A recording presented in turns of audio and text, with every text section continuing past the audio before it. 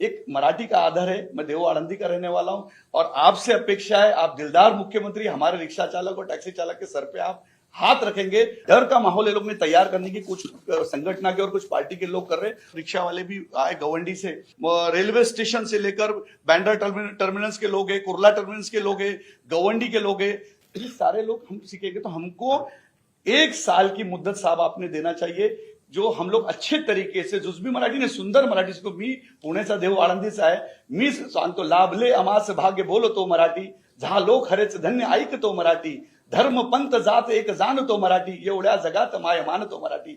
वो ये बोलती है कि मैं रिक्शा में इसलिए बैठी कि हम देवेंद्र फडणवीस जी के राज में है, हम सुरक्षित है। आपकी रिक्शा में बैठने का कारण ये है कि उसके ऊपर देवेंद्र जी का फोटो लगा हुआ था। मुझे पता था कि ये रिक्शा चालक मुझे अपने घर तक सुरक्षित पहुंचाएगा। देवेंद्र जी चाहते रिक्शा वाले का बेटा, टैक्सी वाले का बेटा डॉक्टर बनना चाहिए, वकील बनना चाहिए, इंजीनियर बनना चाहिए। रिक्शा चालक का बेटा रिक्शा चालक नहीं बनना चाहिए।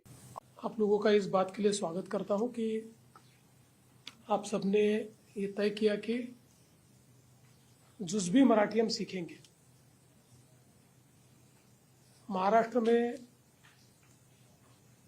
हमारी सरकार इस मत की है कि जितनी भारतीय भाषाएं हैं वो सभी भारतीय भाषाओं को सम्मान मिले,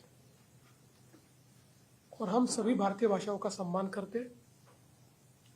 लेकिन ये भी अपेक्षा है कि महाराष्ट्र में जो लोग रहते हैं उनको कम से कम काम चलाऊ मराठी तो भी आनी चाहिए, ताकि जो यहाँ के मराठी लोग हैं उनके साथ उनका बोलचाल व्यवहार व्यापार चलता रहे। और उस दृष्टि से ही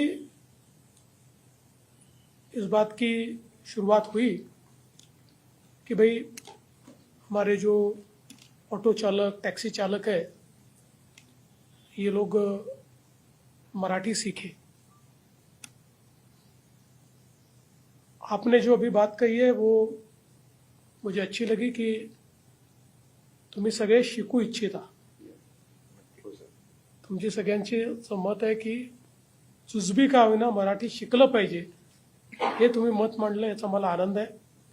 मी हे समजू शकतो की भाषा शिकणं, जुजबी शिकणं हे खूप कमी वेळात होऊ शकत नाही। त्यामुळे तुम्ही जर एवढा चांगला कार्यक्रम हातामध्ये घेणार असाल आणि सगळ्यांना जुजबी मराठी शिकवण्याचा प्रयत्न करणार असाल तर शासनाची पण ही भूमिका असेल की आम्ही याला 1 वर्षाची मुदतवाढ देऊ। 1 वर्ष हा सगळा कार्यक्रम आपण चालू, कोणावरही कारवाई वर्षभर आपण करणार नाही। तुम्ही सगळ्यांनी जागृती करून, आणि दुसरं काय होतं की मध्येच कोणीतरी एक जण मराठीबद्दल वाईट बोलतो, अशा लोकांनाही जरा सांगितलं पाहिजे। समजा मी उत्तर प्रदेशमध्ये गेलो तर तिथं मी जर हिंदीचा भोजपुरीचा अपमान केला तर हे नाही चालू शकणार ना। त्या भाषा, आणि मला तर खरं सांगतो हिंदी आहे, भोजपुरी आहे, तमिळ आहे, सगळ्या भाषा उत्तम भाषा आहेत, आपल्या देशाच्या भाषा आहेत।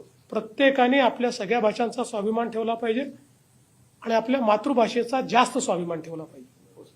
तर त्या दृष्टीने हे पण आपण सगळ्यांना सांगा की कोणीही कारण नसताना काही लोक व्हिडिओ करतात, त्यांनी एक माणूस काहीतरी मूर्खार्क बोलतो आणि सगळे बदनाम होतात। तर अशाही लोकांना सांगितलं पाहिजे की बाबा सम्मान नाही करता आला तर अपमान तर करू नका, त्यांना कोणी अपमान करू देऊ नका।